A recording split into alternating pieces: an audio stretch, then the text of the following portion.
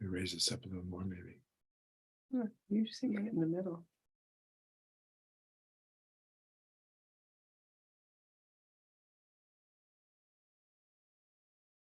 Let's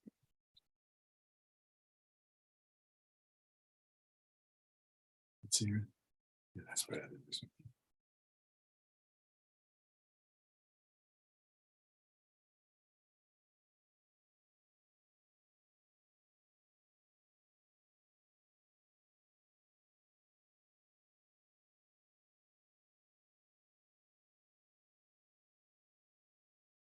Adorned.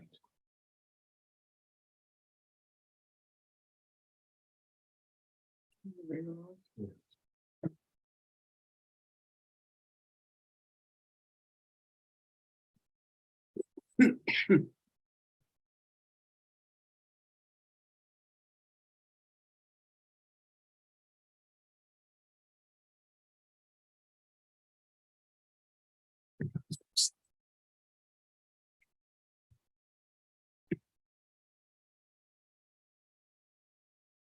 She did.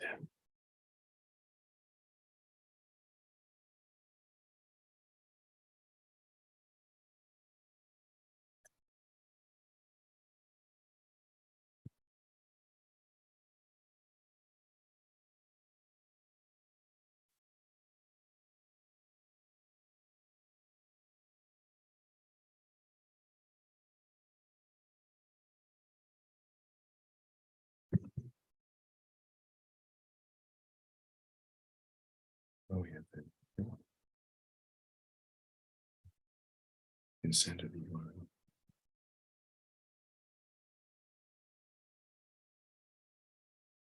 Sure you want, yeah.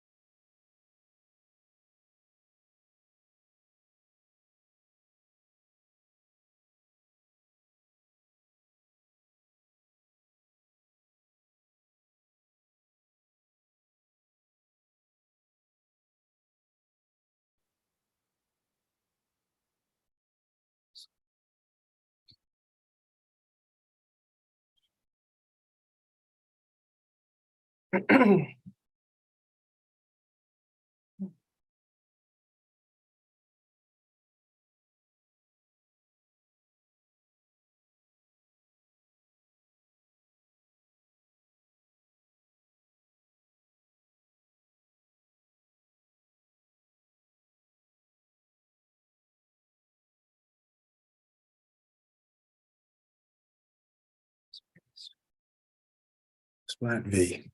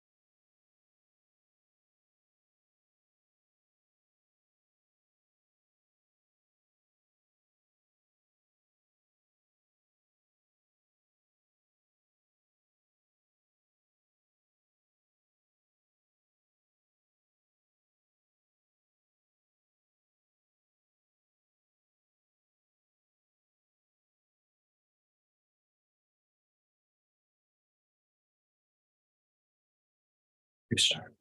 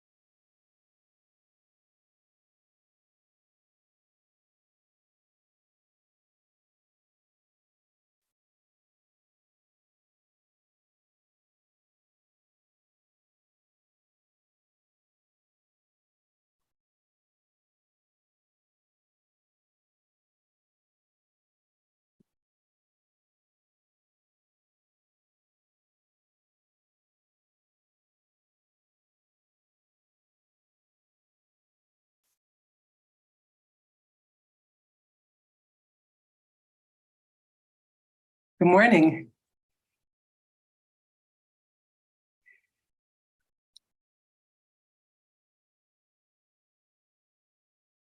It's great to see you, though we don't hear you yet.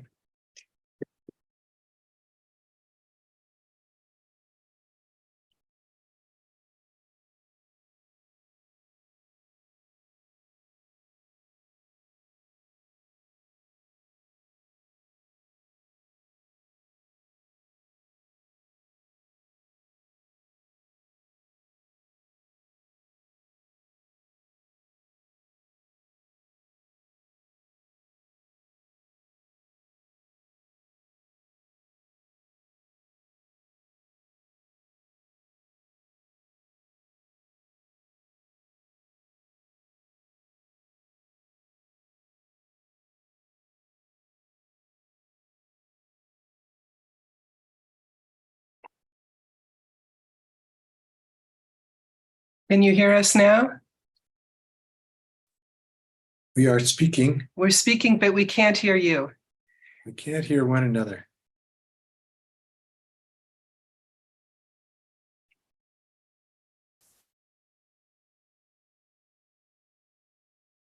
Still no sound. Our sound is up. Our mute is off. Mute is off, sound is up, and we cannot hear you.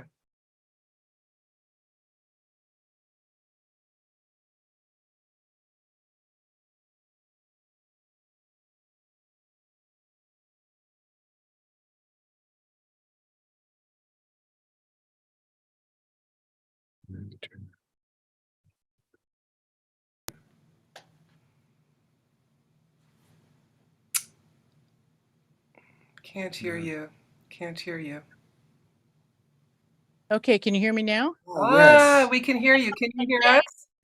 Thank you, Leanne. Thank you. Thank you. Leanne is our wizard. Luckily she was listening this morning. And she also is a filmmaker and a horsewoman and lots of other things. Thank you, Leanne. Thank you. Thank you. Leanne is our wizard. Luckily she was listening this morning.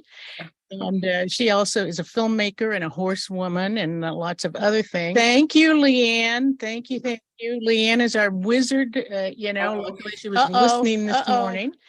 And she also is a filmmaker and a horsewoman and lots of other things. Thank you, Leanne. Thank you. Thank you. Okay, Leanne, now we've got a loop going on. What's going on here? She also is a filmmaker and a okay, I hope you're still there, Leanne, because we've got this loop going on. I'm going to turn down the loop. See what's going on here. Oh Can my. you still hear us? This is why I'm not a filmmaker, huh? This is why we're not radio. Okay.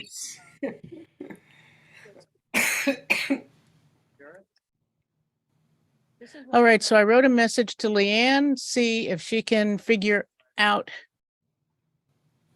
I can't hear you. I can hear you.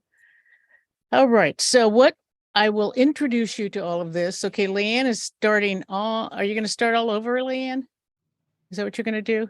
Okay, if you guys disappear or I disappear from the screen, it might be because Leanne is going to start all over. I'm not sure why this is happening.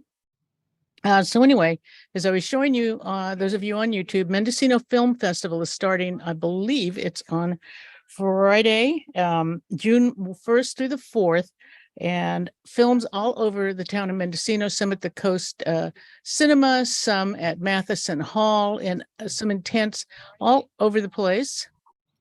And I do think Leanne is going to shut us down and we're going to start again. Okay. Maybe. The YouTube up. Okay. Should be good to go. Okay, Alan or Deborah, Can you say hear hi us? again and let's see what happens. Hi, everybody. Hi, Peggy. Good morning. There we are. Thank you. Ah, Woo. All right. You know, a microphone and a recorder I can handle. YouTube gets me almost every time. us too. Okay, so as I was saying, the film festival begins June 1st, Friday, and Alan and Deborah have a film showing at 10 o'clock at the Coast Cinema in Actually, Friday is June 2nd. is it June 2nd? Okay, Yes, thank And it's at 1 o'clock. And it's at that 1 I do know. Actually, I have notes right here Oh, that I'm okay. looking at. So, Town Destroyer is the name of the film. June 2nd, 1 o'clock at Coast Cinema in Fort Bragg, and you can get the tickets online, I believe.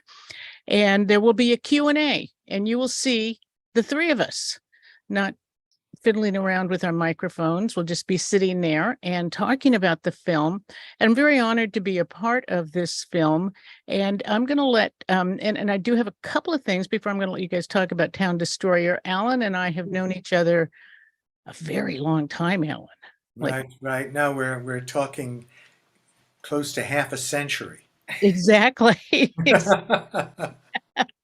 I know I was on Native America Calling, I think it was last week, and they were congratulating me on my 50 years in broadcasting. It's like, what? How did that happen?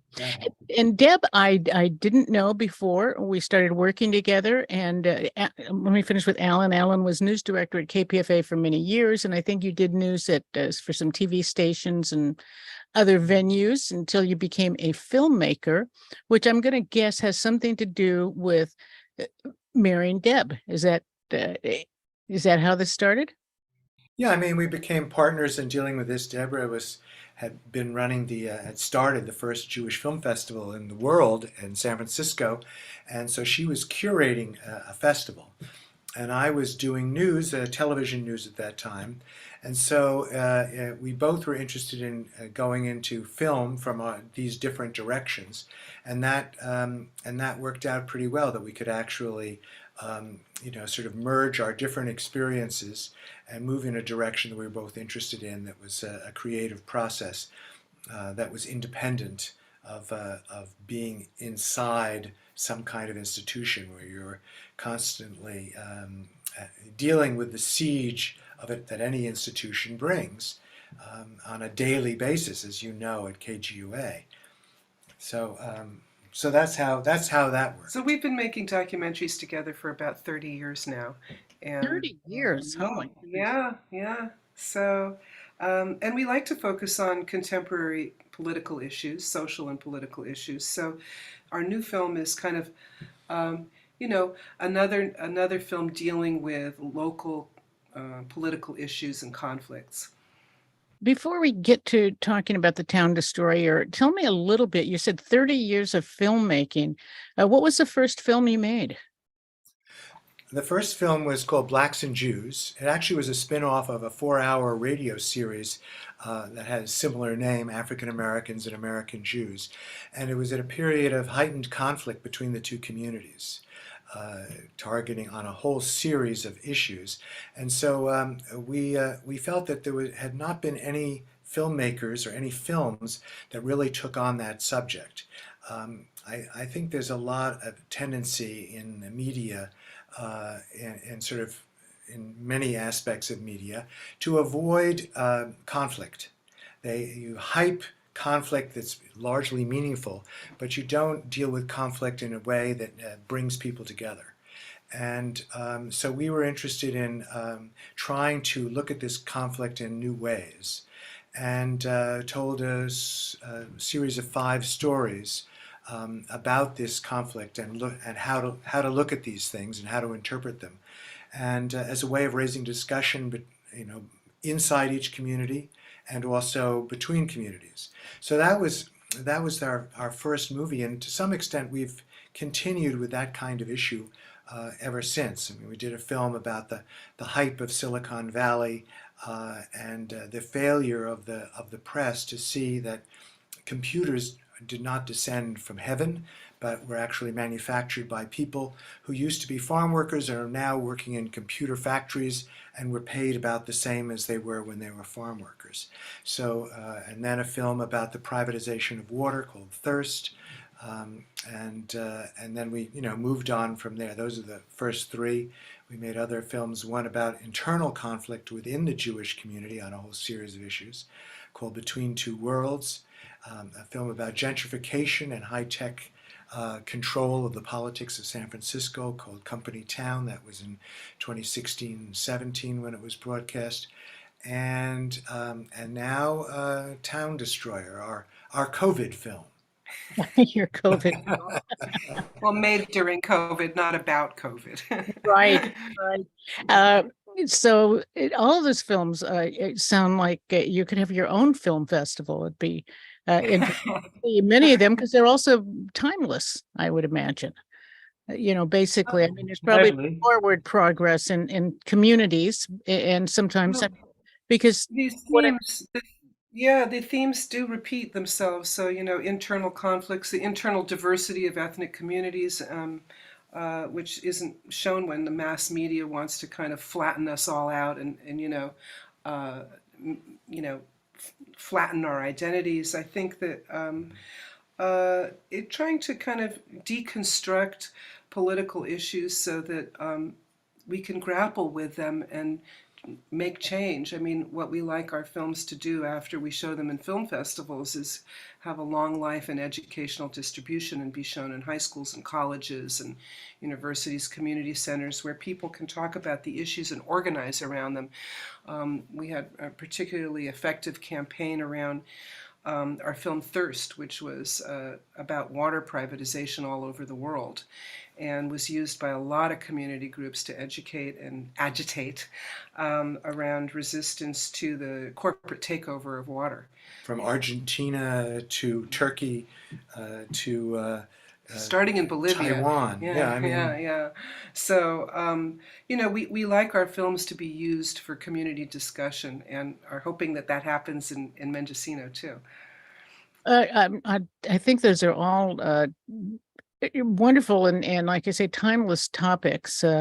And similar tracks within my career. I followed water rights, particularly with tribes, of course, and what's happening with tribes, particularly in the Southwest, losing water. And in 78 or something like that, when I was at NPR, I did a series on water rights, but it was on specialized audiences, so it didn't get on All Things Considered. And Morning Edition was brand new then. But the water issue is tremendous on all of us, and people still don't understand we are running out of water. And as you say, privatized. So Deb, where a little bit more about your background. Before you were, what drove you to making films, or were you always a filmmaker? Well, I've always been interested in creative expression and telling stories. I mean, I see filmmaking as a vehicle for telling stories, basically, and sharing these things visually, sharing stories visually. And so I was a curator and director of a film festival, the Jewish Film Festival, but really wanted to work with Alan and express our own voice and our own thoughts and explorations and adventures in learning more about political issues and social issues. And it has been an adventure. We've traveled a lot and learned a lot of things. And I see the kinds of films that we're doing as a little bit different from most documentaries that are out there. We aren't really doing with the exception of the film about water privatization, we're not really doing advocacy films. We're doing films that generate thought, that perhaps ask the audience to think for themselves and figure out solutions to problems and figure out ways to talk to people with whom they may disagree, to listen more deeply to people on the other side of a conflict. I mean, a lot of our films are, and particularly the new one, are about conflicts within progressive movements, and how can we listen to each other better in order to be unified against what's going on now in America, which is, you know, the rise of a fascist Republican Party. And so we're really trying to engage people in a process of listening and dialogue. And that's something that is, you know, meaningful to me at this point in my life. Well, that's a great description, and it's one of the things that I really appreciate about Town Destroyer is because the viewer can make up their own mind. You're not telling people, you know, this is the right way to think about it, this is the wrong way, or these people are on the right, you know, have the right thing. I really appreciate that, and that's the kind of feedback I've gotten from the times we've had some showing, is that people were able to make up their own minds. Um, that is, when it comes to being a journalist, it's certainly, Alan, you know, is to tell the story and tell the truth, you know, get the facts right and let people make up their own minds. And we don't get to read or see or hear enough of that. So how did you get involved with this controversy that has been going on? And give us a little background on Town Destroyer, which is about a mural, and the WPA mural, which in itself has a rich history in the United States, and is very few people know what that period was about. But this is at Washington High School in San Francisco. How'd you get involved? Well, we got involved because we heard about there was a controversy over whether or not to paint over these 13 murals about the life of George Washington. And we went to the school board debates on this subject, and the debates were intense, and people on both sides had some very strong arguments and concerns that they expressed to the school board. And the school board initially decided to paint them over, and then not, maybe not paint them, but just to cover them. It was a huge brouhaha in San Francisco, and then it went all over the world. There were reporting about the idea of destroying this mural. So we got fascinated by the story. And we got fascinated because we also spent some time looking into American history more than we had in the past, in particular, George Washington himself. And George Washington is the town destroyer. That's what he was called by the Seneca and the Iroquois, because during the Revolutionary War, Washington ordered one of his generals to go up and destroy native villages and crops and drive them out of their homes, to which they never were able to return. This was a war tactic that was going on. These were villages and nations, tribal nations, that were associated with and supported the British during the Revolutionary War. So there's some backstory to it. But in the wake of that, he was called the town destroyer, and apparently hundreds of people starved as a result of the destruction of crops and of their homes during a very tough winter. So this was, you know, part of who our founding father was, and how he was viewed. And so it was very relevant to this debate, because on one side you had a large number of Native American parents in the schools in San Francisco who felt that this was a racist mural, and that their kids had to walk by every day and see, the primary one being a full-size corpse at eye level, a painting of a dead Native American who had been killed, been murdered, with a bunch of settlers with their guns standing over him. And the school had long had a tradition of students saying to one another, "Meet you under the dead Indian." So this was a reaction to this experience and having to see this every day. And on the other side was sort of this fascinating argument that the guy who painted this stuff, a guy named Victor Arnautoff, a Russian immigrant who became a leftist and a communist during the Depression, his murals showed not only George Washington as a leading force in what was to become the genocide of Native people and the theft of their lands, but also as a slave owner, which was not taught in the schools in those days. That was not, you got the cherry tree, but you didn't get Mount Vernon and the 200 plus enslaved people that he owned. So Arnautoff's version of things was, let's tell the truth about this guy, even though he was wonderful as a founder and put forth these ideals in the new country, to see both things simultaneously, which people have a hard time doing, and we had a hard time doing. It is a challenge of the kind that you were referring to there, of make up your own minds.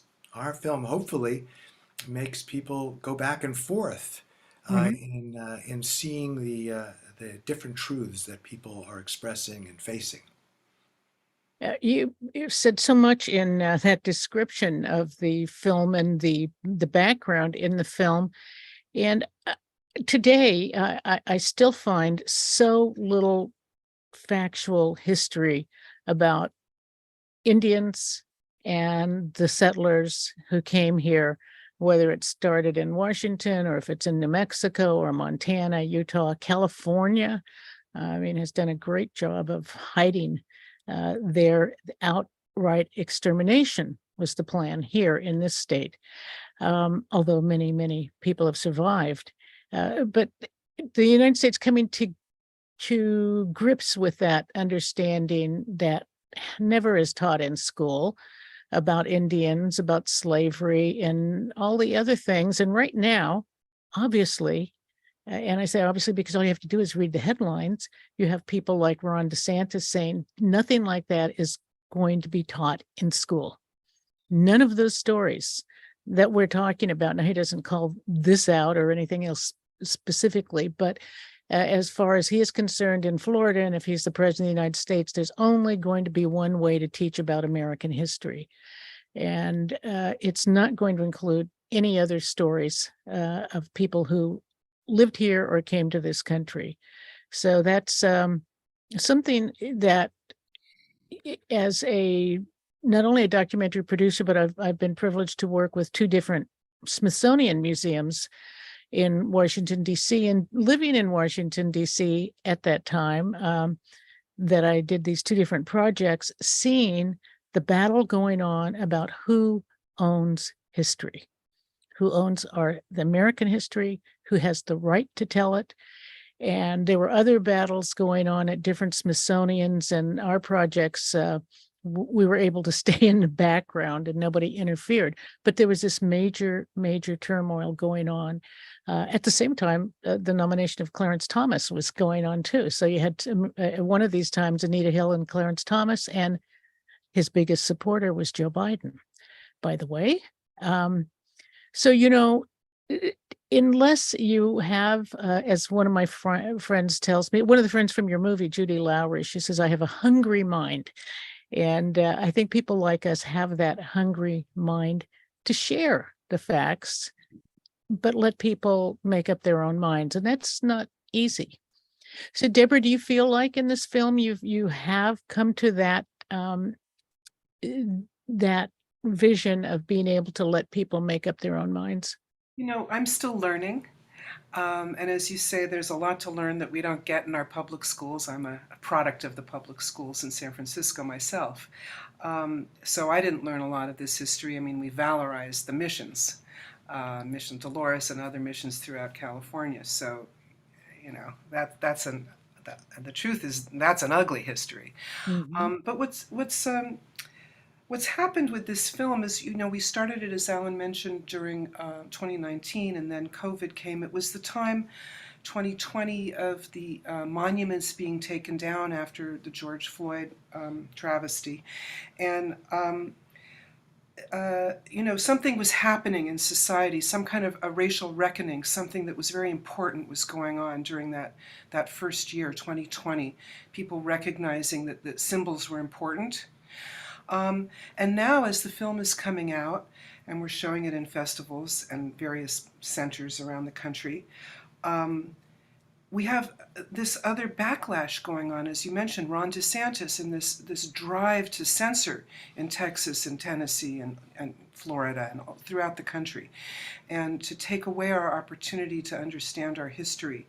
And so it's, if you take one step forward and two steps back, and it's never over. Our learning is never over. I mean, the process of talking about the film changes because now we have to really talk about the problem of censorship. And, Ron DeSantis and others' justification, which is protecting students and families from the trauma of, the sensitivities they have to being blamed for, the legacy of structural racism and slavery and the genocide of Native Americans. And, it is painful to hear these truths. There's no doubt about that. But can we indulge an individual or a family or a community by censoring, broad swaths of our history or broad swaths of art, our historic art, our New Deal art that exists, like these Arnautoff murals about George Washington? Is that the right approach to dealing with the underlying problems of the contradictions of American history and our brutal past? Let me take a moment to remind folks you're listening to KGUA in Gualala 88.3 FM. We're streaming also online. This is Peggy's Place, and I'm talking with filmmakers Deborah Kaufman Alan Snitow about a film that they made called The Town Destroyer, and I got to work with them also a bit on that, and it is showing June 2nd at 1 o'clock at the Coast Cinema in Fort Bragg as part of the Mendocino Film Festival. Now, Deborah, you were talking about showing at film festivals, and you're talking about how the conversations have changed with this film. Would you or Alan like to address that? I'm curious. How has it changed, the conversations? Well, we just did a screening at UCLA, and one of the people in the film, Jessica Young, who's a teacher at New College in Sarasota, Florida, which is the school that's been taken over by DeSantis and his cronies, which is, flipping the curriculum 100%, so that kids aren't really going to be able to learn about American history or read American literature. Toni Morrison is being banned. And, last week, was it Amanda Gordon's poem, was said it was too controversial to teach that poem. I mean, crazy stuff is going on. But so the conversation, becomes about how do we address this? How are we going to be teaching kids about who we are as a people? So I mean that is very, the timeliness of that is seeping into the conversations that we're having. But also in schools that we've been, students are grappling with these issues in wonderful ways. They do their own murals, high school students and college students. What do we want to show? They ask us. Do we want to paint murals about controversial issues?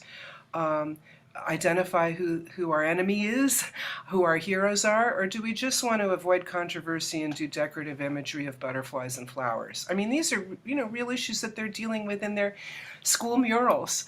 And in Fort Bragg, the students wanted to talk about renaming. How do you deal with the controversy over Mr. Bragg, General Bragg, so who was apparently owned slaves and has a dark history, and these are, how do you build consensus if you want to make change, if you want to bring people together to make positive change without it being a zero-sum game where some party is aggrieved permanently because they feel they lost the battle. So these are the conversations that we've begun to have now.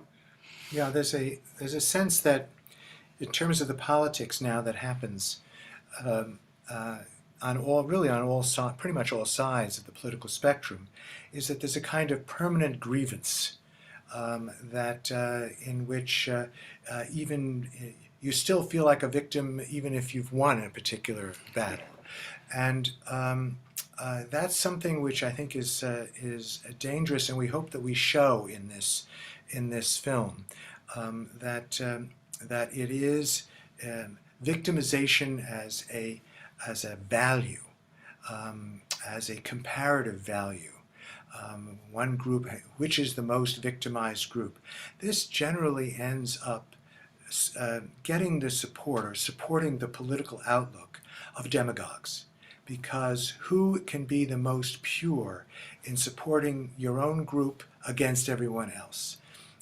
This is something that we've done throughout our films, starting with Blacks and Jews back in 1997, where reconciliation seems to speak with a soft voice, that history and dealing with the contradictions of history also has, if not a soft voice, a voice that constantly has to go back and forth and look at what the history is and how people have survived that history, and how there is nothing pure, and how difficult it is to judge the past on the basis of present consciousness.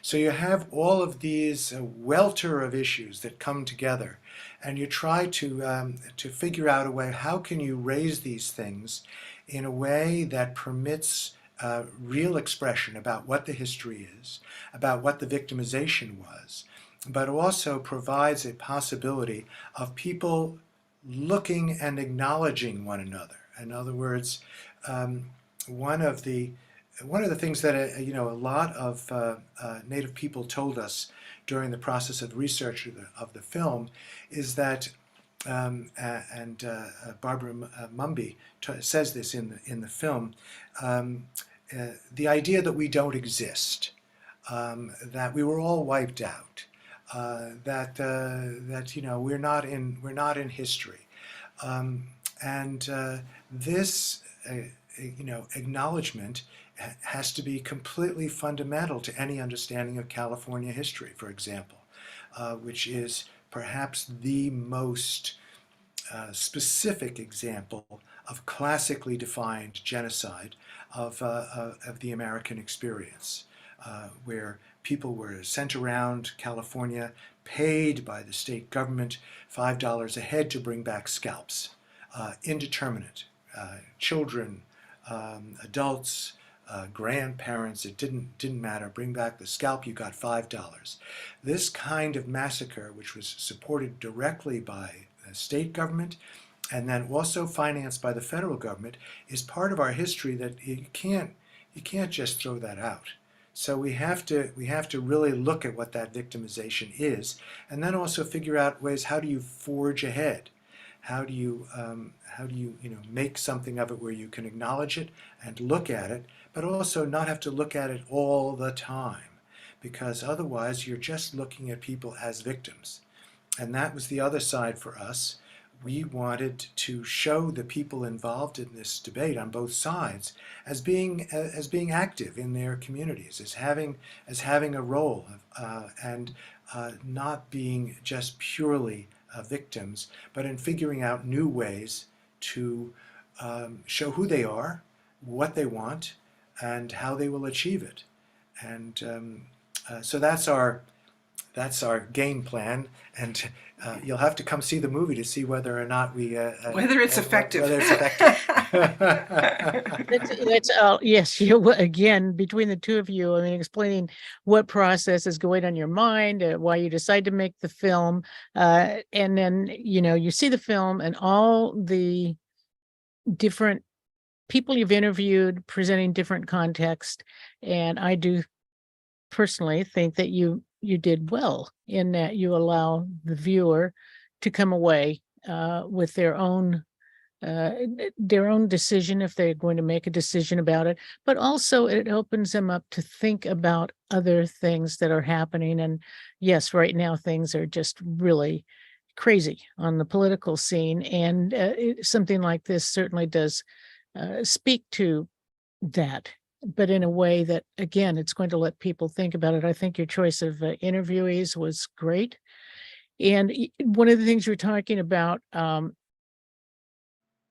that comes across is that I was thinking about also a lot of scholarships. Where did Native people go, or other people of color? They went to schools and got doctorates and taught whatever it was, history or English or teaching for that matter, art, whatever.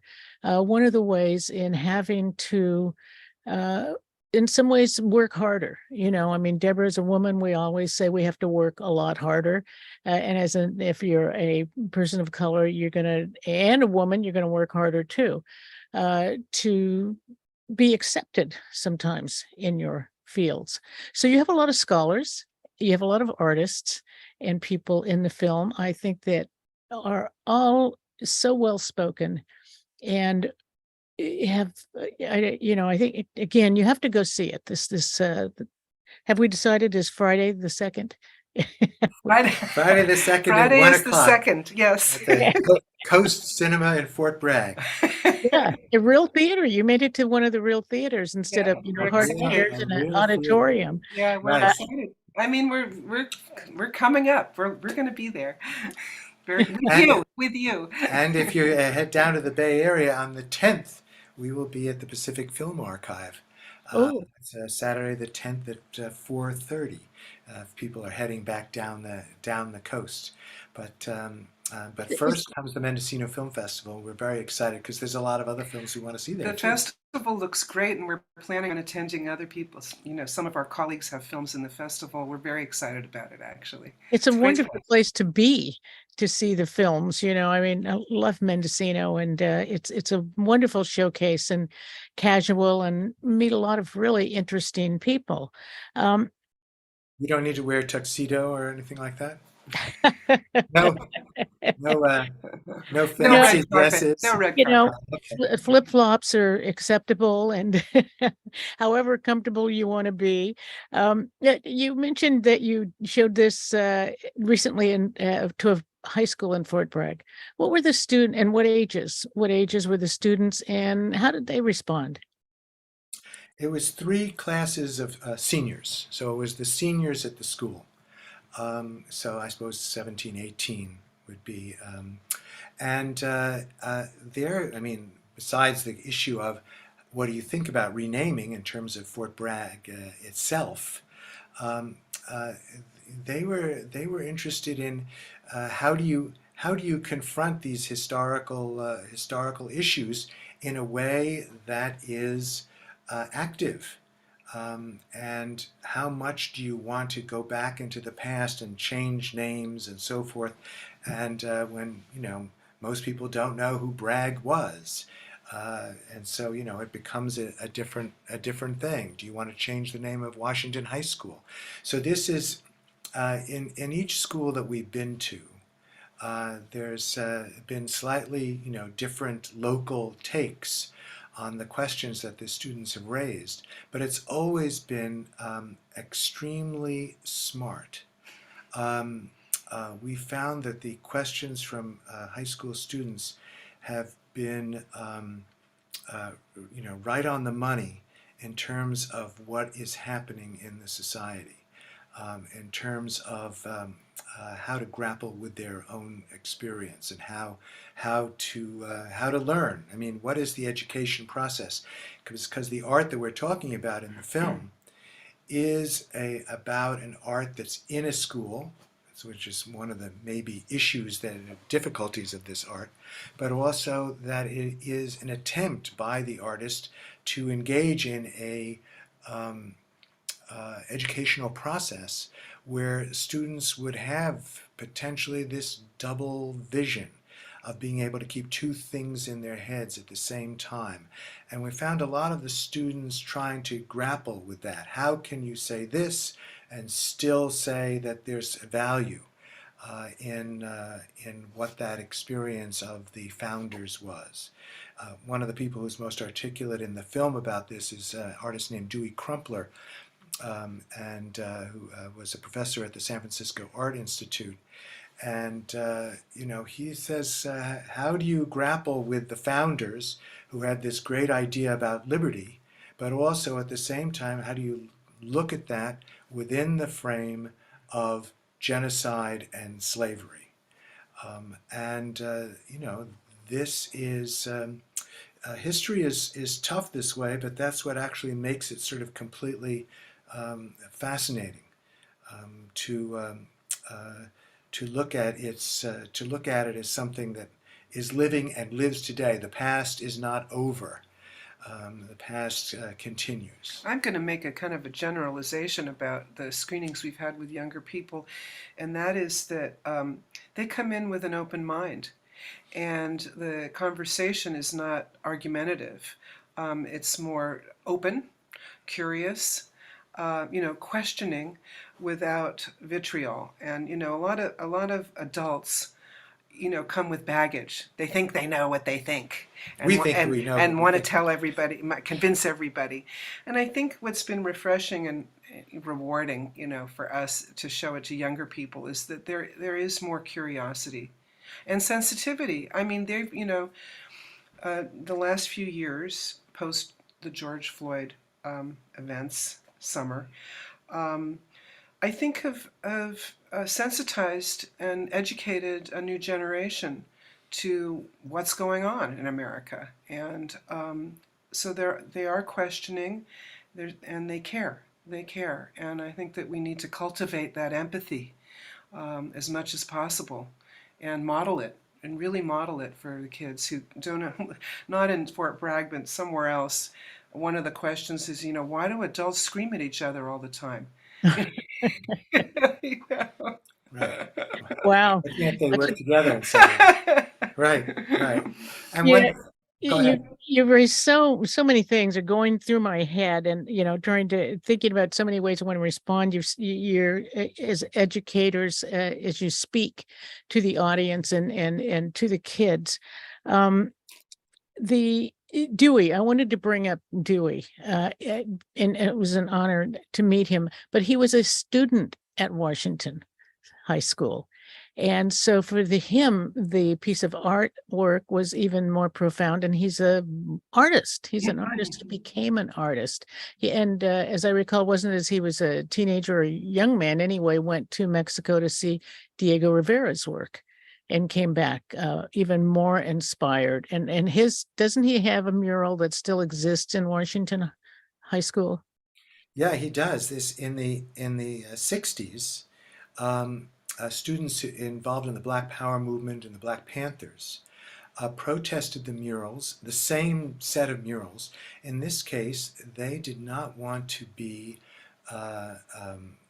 pinned down by the idea of being depicted as slaves. They wanted more violence in the murals, as one person said. They wanted to show resistance, the fighting back, and so they also wanted to get rid of the murals. And Dewey made the ultimate result was that let's do another mural.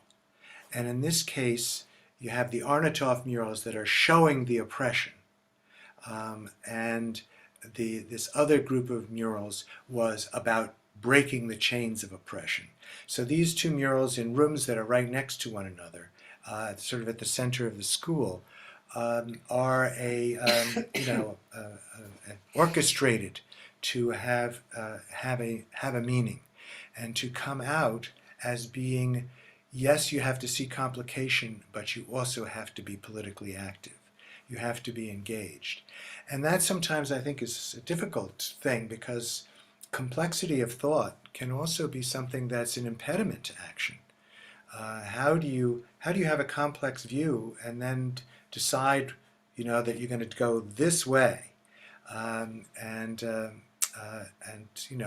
know back in the long time ago, when I was talking with friends in the student anti-war movement, one of them said to me, you know, there's the action faction, and then there's the intellectuals, you know, and you want to have the people who are willing to go out there and do battle, because they, rather than just, you know, Talk.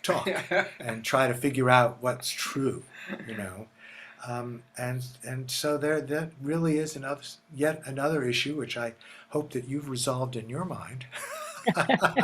Let's see, action or intellect or yeah, what do we do? I mean, and then in the 60s it was the ballot or the bullet, right? Right. Another way to oversimplify things. It is hard. I mean, having that hungry mind and wanting to continue to explore things, it's a lot easier if you just decide things are going to be A or B, and that's it. And there's no else to the alphabet. That's just it. And that's how you're going to be. And I understand for some people that's easier. But for the real world to exist, you know, how you're going to make your way through the world and deal with all those other people is, I mean, you have to decide, are you going to be victim? Are you going to be the oppressor? Are you going to just hide in an ivory college, some ivory tower? Are you just going to, you know, I mean, you can avoid it all, but inside, you know, it's But probably happening, and that doesn't matter. I mean, whatever, whether you're whatever gender or color or background you have, particularly here in the United States, it's all there, though. one of the things that was great in terms of your support for the film was that the feedback that you gave us about it's not being just a victim. We are resilient. We continue the struggle. We are still here. And that was a really important message that actually, you know, changed parts of the direction of the film in very important ways. And to some extent maybe more of an answer to the question that I posed about either or. There is something where you go out being resilient in that you admit that you don't have all of the truth, but that you're not going to be stopped from acting. Yeah, I mean, it's the question of agency, both, you know, as an individual, the right, you know, the feeling that you have the right to speak, and as a community organizing so that your voice is, when you speak, your voice is heard. I think that, you know, it's daunting for a new generation in a way because there's so much uncertainty, and you know, that we all have to live with. And I think that, you know, the political crises of our era, and for kids, you know, having COVID interrupt their education for a couple of years, and you know, the problem of guns in school and violence, which doesn't seem to be going away anytime soon, which is a real difficulty and you know, a horrible thing that our kids are having to live with. And I think these, you know, uncertainties about the future, you know, can cause a kind of paralysis. And you know, what's good about bringing together people for movies and discussion is that it's like a tonic. It helps you kind of regain your voice and feel like you have some agency in terms of getting together with other people and expressing yourself and making your voice heard. And I think that that's you know, kind of a missing piece in our society, is allowing people to feel that agency. They're so overwhelmed by corporate media and their cell phones and, you know, everything around us that's pouring information into our heads that at times it feels like we don't have a sense of our own self. A Another lot of aspect things. of it, I think, is that, you know, it's important in this situation that the filmmakers or artists or whatever take risks Mhm. themselves, and that they be seen that this is a risky business, and that the taking of the risk is is what moves things forward. Yeah. So, Have you found in the years that you've been doing these documentaries that is the funding drying up? Is the funding getting narrower? to do these kinds of, to ask people to explore topics, as opposed to doing feature films or, narratives, which are important as well. Has that changed? Yeah, I mean, there's been a consolidation in media, so now you've got, you know, Netflix, Amazon, Hulu, a couple of places that are like dominating the production cycles, and more people wanting to get fewer funds from the government, federal NEA or NEH, to do their work, and yeah, I think that it's much easier to do a standard biography of a rock star as a David Bowie movie, which is wonderful, but it's easier to get funding for that, I think, than for a think piece.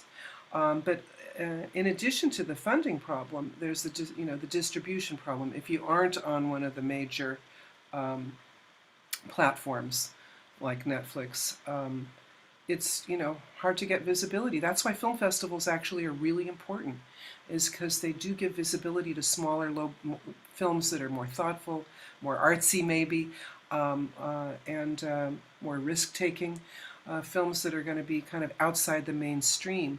Film festivals are really a crucial place for launching that kind of film.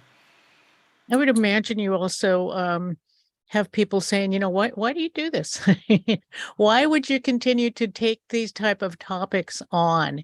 And it's hard work. It's hard to get the funding. Yeah, a lot of people aren't going to film festivals. So why do you do it? Why do you keep doing it? Well, Why do we? why do we, Katie? I think that for me, I think that it's fascinating. It is, I suppose maybe that we were both, when we, right from the get-go in making the film about Black-Jewish relations and conflict, we wanted to take up subjects that we were interested in that didn't seem to be getting anywhere, that it was always about taking sides. And if you're a filmmaker, you're going to be on one side or you're going to be on the other side. But that you're not going to be looking at the some kind of more complex way of taking things on. And so that for us was, I think, a major motivation for how we went ahead with this work and why we were wanting to do it. It was stuff that wasn't being done enough. There were films that were about biography, there was films that were affirming one point of view or another, but there weren't many films that said both sides in this argument have some real meat to express, and that has to be looked at and has to be taken seriously and taken apart, and that we shouldn't allow the side taking to dominate, because that is usually dominated by people who use politics as a sledgehammer and as a way of just simply asserting their own leadership within one group or another.